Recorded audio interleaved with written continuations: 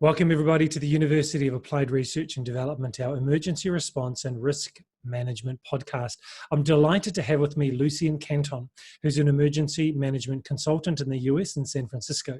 He has a long history in the industry, working for the city and the county of San Francisco as the Director of Emergency Services and Management, and also worked for FEMA as well. So Lucien, thank you so much for being with us. My pleasure.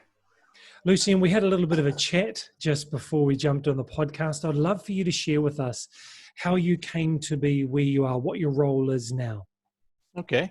Well, my role now as a consultant is really to help people that have nothing in place. What I like to do particularly are the strategies where I come into an organization, they're not really sure where they need to go. They know they have to do something. And so trying to help them get over the hump. Usually what happens, people will come bring us in and it'll be something specific. We want an emergency plan. We want an exercise. And when I look at this, what I find is they don't necessarily have all the context that they need to make those things operate. So they're sort of starting at the bottom when they really need to start at the top. And so what I like to bring to the table is where I start talking to them about, well, you really need an administrative plan, or you need a strategy, or you need an annual plan of how you're going to approach these things. You have to set whatever you're doing in terms of a plan or an exercise into that context that understands where it fits into the broader scheme of things. So I first came to emergency management, like a lot of the other dinosaurs, I came from another industry. I'd been in the military for a while, then I got into the private security industry when I finished that up. And it wasn't, in the private security industry, if you're not a police officer, you're kind of behind the power curve when it comes to applying for jobs. And just by chance, as a military reservist, I got picked up by the Federal Emergency Management Agency just in time to be a participant in the Loma Prieta earthquake. And after that was all over, the FEMA officer I was working for came to me and said, I have an opening in my division. You ought to think about applying for it. And I couldn't even spell FEMA, but I said, sure, why not? I'll do it. Yeah, I'll sign. The money was good and it looked interesting. And that's what got me started. And then from there, it was I found that the skill sets that I developed in the military and in private security were directly transferable to what we were doing in emergency management. In fact, one of the things this was still the early days of FEMA, they didn't have a lot of things in place. And so it was we were kind of building it as we went, particularly when we talked about disaster operations. Let me just give that a second to finish reading. There we go. So that was how I first got involved in it. And then from there, it just sort of grew out from that. I started getting more and more interested in the field. And then eventually I kind of it became sort of my life's work. And I enjoyed it so much that when I got the opportunity to take over as Director of Emergency Services for San Francisco, it was a real treat. I mean, to be able to do it in my hometown with my friends and family, it was a lot of fun. And then from there, consulting has been interesting because you try to transfer ideas from one organization to the other. And some organizations are receptive and some organizations are not quite ready yet. So it's really been an interesting learning experience. And the more you work in this kind of field, the more you realize how little you know, and you start pushing yourself to learn more things. Tell us a little bit about FEMA and your role with FEMA and some of maybe the incidents or responses that you were involved in there. Wow, where to start? My very first operation was a typhoon in Guam. My boss called me up, said, we're getting on a plane. You're not going to be home for Christmas. And I went off, and it's the first time I'd actually been in a typhoon, because while we were there, the second typhoon came in and hit us. But it was learning to work with the local folks there. And the Guamanians, if you ever get the chance, they are wonderful, very friendly people, very good at what they do. And they have an attitude towards typhoons that I've seen across the country in different types of disasters, where it happens so frequently that they have a system. They know how to deal with it. They're not afraid. And they've done a lot of mitigation stuff that allows them to rebuild and refit very, very quickly. So that was a big learning experience for me, just realizing that something that I saw as oh my gosh, this is a horrible disaster. They said, yeah, it's bad, but we can fix it, and we're going to fix it, and we'll be back to normal very, very quickly. From there, some of the others that I did, the Northridge earthquake was a big one. That was the one down in the Los Angeles area. And I think the interesting thing for me, that was one of the longer ones. The Los Angeles area was a particular headache for us in our region because it seemed like every time we got to the point where we were ready to close up the office and call it a day, there'd be another disaster. You had the Rodney King riots, you had fires, you had earthquakes, you had all sorts of different things to just keep us going. So we were there for actually several years, back and forth. So it was really kind of interesting. I think one of the interesting things from Northridge was how a disaster can change the dynamics of an area. There are a lot of retired aerospace engineers that lived there at the time, a lot of folks that, they had essentially retired and they were set up, but they were so upset by the earthquake, they decided it was time to move. And so they sold up and they moved to other states, which now has an area now that you have an opportunity for people to move in. And now a new group of people move in. They're a much younger set of folks. They were largely Hispanic immigrants. So you have this whole change now, the different types of restaurants, the different demand for food, different demand for services.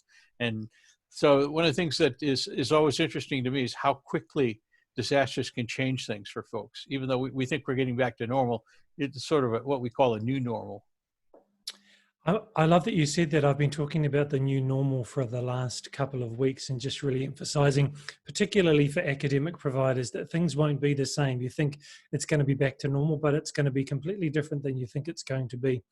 And listening to a podcast yesterday with a group of people, Dr. Bill Patton from the US, who was previously with FEMA, he said that the non-health impacts are far greater than the health impacts. The loss of life is a tragedy, but the economic, the cultural, the geographic impacts, all of these things, schooling, education, a generation that lost their graduation, all these things are much larger and long lasting. And so what you just said there about this change in LA with people moving out, that mirrors what he was saying is the impact. Yeah, we've it's kind of a game. Since a lot of us are just sitting home right now, I'm in a couple of different categories that put me at risk, so I'm kind of locked down here, but which isn't a big deal because I work from home most of the time. But it does make things interesting. But one of the things that we've been playing the game is where's this going to go? What's it going to mean to us? And we're finding interesting things. As you say, I think it's not really so much the medical aspects, it's going to be what changes in the workplace. One of the things that we're speculating on is we may be moving more and more towards a cashless society, because eventually what you're going to have is people not wanting to exchange money. We're already seeing that in some of the stores. And so the idea of you have a card that goes in a machine that can be sanitized after you're done and the next customer comes up, and we never exchange cash, which then has a ripple effect because it has a bearing on people of low income that don't necessarily have bank accounts or have the ability to get credit cards or debit cards. And so it's going to be an interesting time to see what happens. The idea of the open plan office, which has been sort of losing a lot of interest here in the United States. We're finding a lot of research shows it's not very efficient, but this is probably going to push that even further. Now, I think we're going to jump ahead maybe 10 years, and we're going to see this hybrid office where we have people that are working from home, people that are there part-time as needed consultants, and then the small group of people that are permanent staff. And that then opens up the issue of security issues. What happens when your intellectual property is now on somebody's home computer, and maybe they don't have the latest patch that deals with security. So a lot of these things, I think we're going to start seeing changes that we don't understand. Restaurants, will they be able to stay open if they have to separate their tables out? There's one restaurant my wife and I enjoy going to that you're very close to the people next to you because it's a small restaurant and he's packed in as many folks as he can. That's going to have to change. And so will he be able to sustain his business? Will he have to raise his prices so much that none of us can afford to go there anymore? These are impacts that we don't think about, but they are going to be long lasting, and they affect every area or facet of life. And I just wonder if, when you're working with, as the director of emergency management for San Francisco, what sort of situations were you involved in there that you had to respond to? It was actually kind of a busy time when I was there. Which I look at the successors that came after me. I said, "Well, you guys had it easy, didn't you?" One of the big things that we were dealing with at the time are power outages in California. We have a very complex system of how we balance power in California. Some of it comes from outside the state, some of it from within the state, and moving things around isn't always as easy as people think. And so what we started having was power brownouts, essentially. The Pacific Gas and Electric Company had come up with a system where they would rotate power outages when things got too bad. There's more demand than there was supply at the time. Right?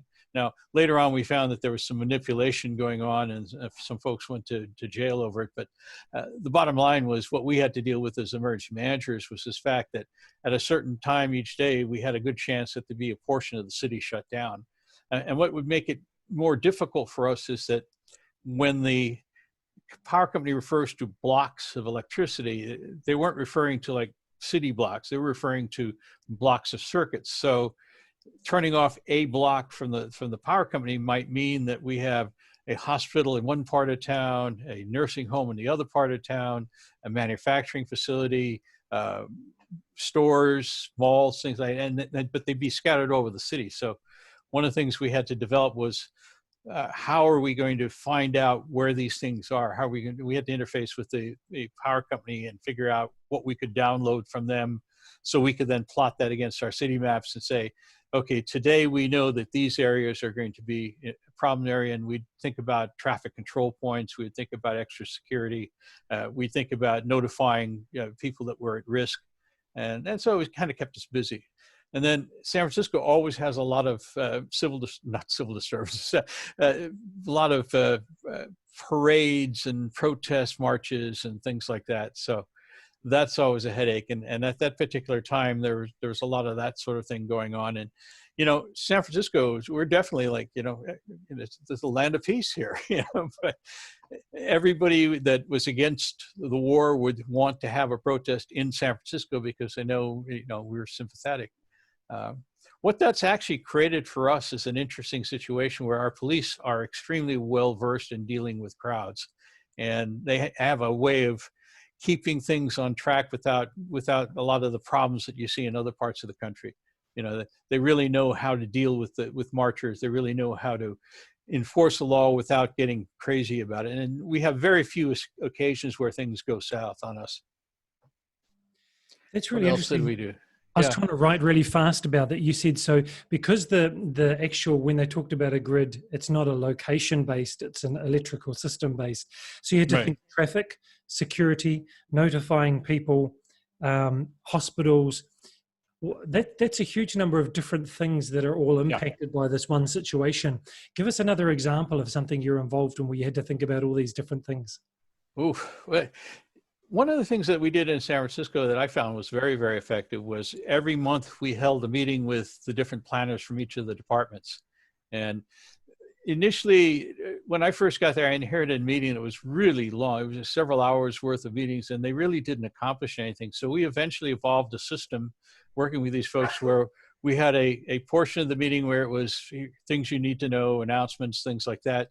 But there would be something that you could take away. There would be a discussion about maybe something new that FEMA had released or something that had happened that we wanted to talk about. So we'd have sort of a little mini class that we would give people.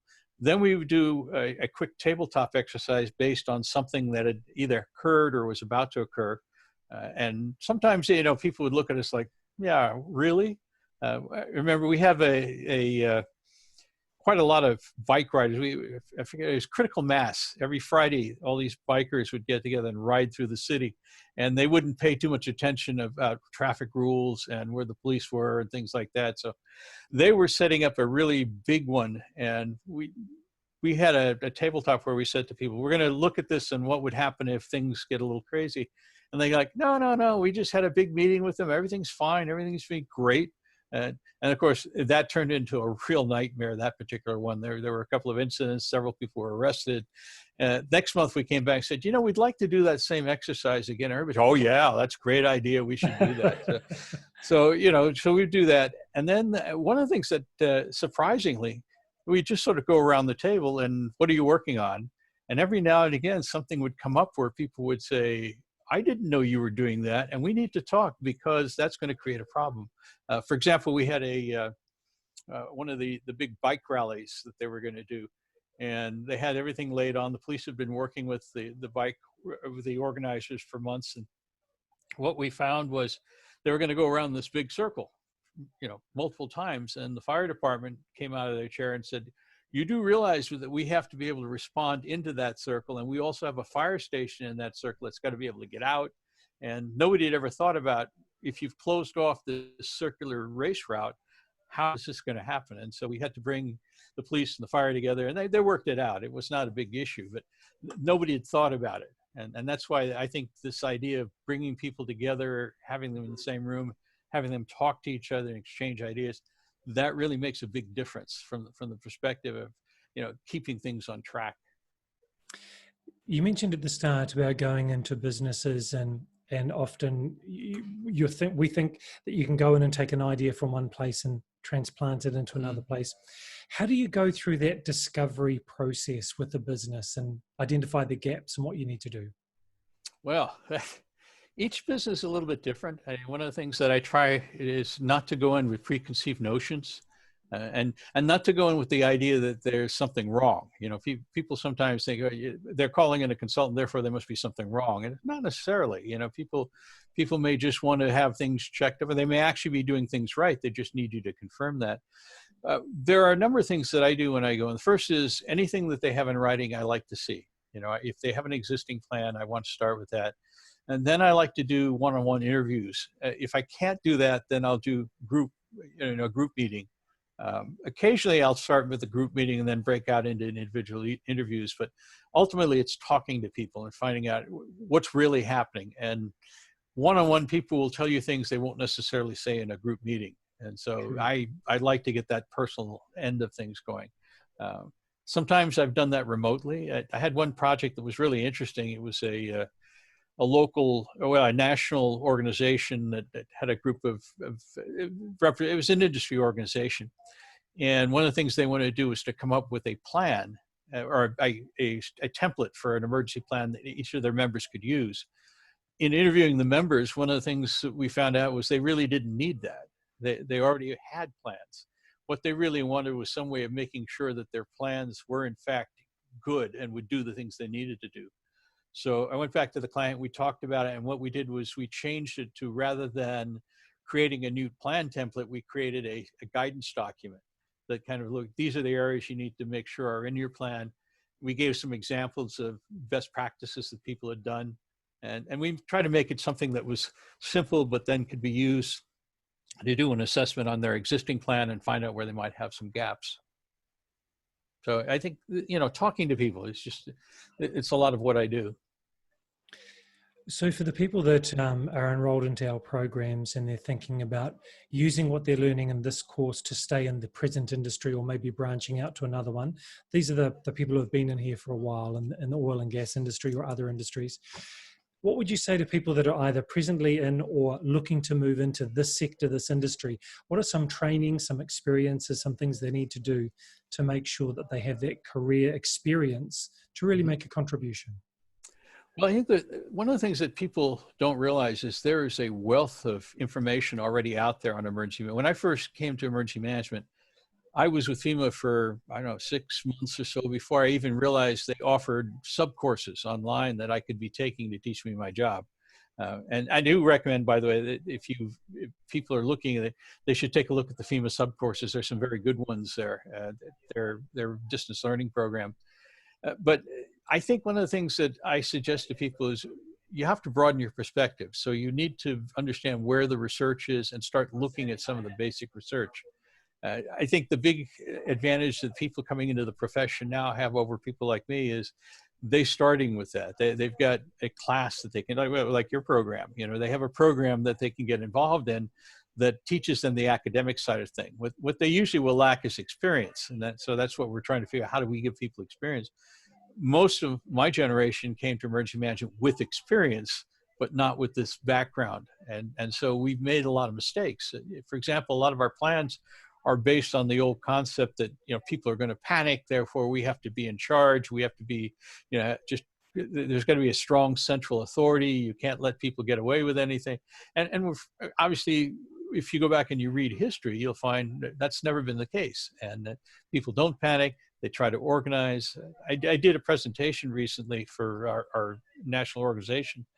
And one of the things I talked about was comparing 3 or 4 different disasters throughout history in the United States and finding out that people reacted pretty much the same in terms of how they reorganized themselves right after the disaster.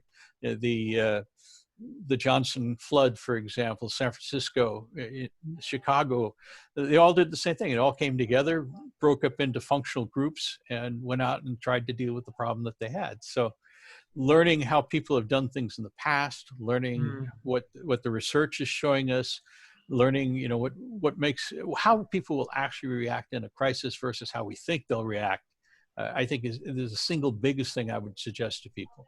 Read some of the research, particularly people like Enrico Quarantelli. His stuff is so accessible. There definitely is some research that, my eyes glaze over, and I just, I can't deal with it either. And I'm actually on a couple of journals as an editor. So, I do every now and again get that, oh my God, what's this guy writing about? I don't understand. But there are people like I say, like Enrico Quarantelli is one of the earliest one, Russell Dines. These are all big names, Claire Rubin.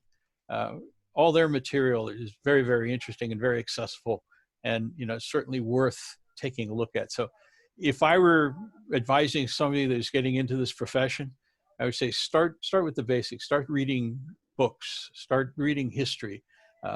It's really about this mindset of understanding how people are going to react and what you can do to help them. Sometimes it's like the old joke about, just find out which way they're heading and get in front of them, then, you'll be considered a leader. But it's certainly true. People will react well in disasters in most cases. For people who have these transferable skills and do get some experience, I get the impression from talking to people over the last couple of weeks that this particular sector of emergency response is going to grow and become quite pervasive. What do you see in terms of the prospects for someone who's working in this particular industry? Well, I think you need to pick your industry. One of the things that we see, unfortunately, in the United States is most of these young kids that are coming out are thinking about public sector work. And for my money, I think the real place is the private sector. I think there's a lot of demand. People are beginning to realize they need somebody in there. It's still very confusing in the private sector because you'll find people that are under the chief financial officer. You'll find some that are under the chief operating officer, some that are, they're buried somewhere in somewhere else in the organization. So it's really hard to figure out where things are going to go, but we're seeing more and more that people are understanding that there is a need for emergency management. There is a linkage with us and business continuity. We always get a couple of emergency managers and continuity managers together over beer, and who's on top? Is it business continuity and emergency management is part of that, or is it emergency management business continuity is part of that? And it really doesn't matter. The thing is that there's this linkage, and you need both of them together. And the same with some of the other things. Even security has its part to play. So I think the way I envision emergency management, that I think is really the case, is that you have to think of us as general practitioners in the medical field. We need to know a little bit about everything, but we don't have to be the experts in everything. We need to know who the experts are and how to get them to come and participate in the project. We need to essentially bring people together and have them share a common objective, get them thinking along the same lines. And that's what I think is the strength that we bring to this, is that we try to see this big picture and we try to get everybody playing. A police officer or a fire officer are experts at what they do. And there's no point in my trying to learn their job. I'll never be able to do that. But I need to be able to talk their language and get them to talk to each other. And so I think that's what we bring to the table as our emergency managers. We sometimes pull things out of a hat, because we know somebody. It's like, yeah, I know a guy, that old joke. And that's exactly what happens. Somebody will come up, we got this problem, we'll be talking through it, and I thought, wait a minute, there's this organization that I know that might be able to help us, and we give them a call. So we do this putting of things and people together and logistics, and we're ideas people. The other thing we do is ad hoc response, where we sit down, here's a problem, and we kind of figure out who needs to be there, and we bring. I'll give you a good example. Shortly after I joined the city of San Francisco, there was a garbage strike that took place. And I got a call down in my office from the mayor's staff, and they said, hey, here you guys got a bunch of maps down there. Would you bring a few of them up here?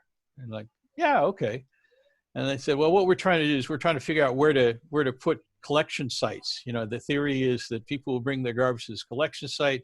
The management folks for these garbage companies will take care of picking it up and getting it out. And then, hey, you live here in the city. What are some good? So I ended up being part of this process of helping them to plan it. And as we got to talking, there were all these discussions about, well, we'll need to think about security, and we'll need to think about the public health aspect, and we'll need to think about what our public works. And I said, you guys are talking about interagency planning. That's what we do. And they kind of looked at me like, what? So I called a couple of my staffers. We got together and we said, look, what you need is an interagency team to go and assess each of these sites. That's what we do. We'll take care of it. And I think we started at about 2 or 3 in the afternoon. By 6 o'clock, we had about 6 or 7 teams of different folks from different agencies all together, briefed and ready to go out. And of course the strike was called off just before we did all that, but we had it, and we made a lot of inroads with the mayor's office, because they realized that, it's not just about when the earth shakes, it's about if you have a problem that requires interagency solutions. That's what we do. We bring people together and have them talk to each other. Brilliant. That is a great insight. Thank you for ending the show with that. Lucien, I really want to thank you for your time and giving your expertise, your experience, My pleasure. your wisdom. Thank you so much.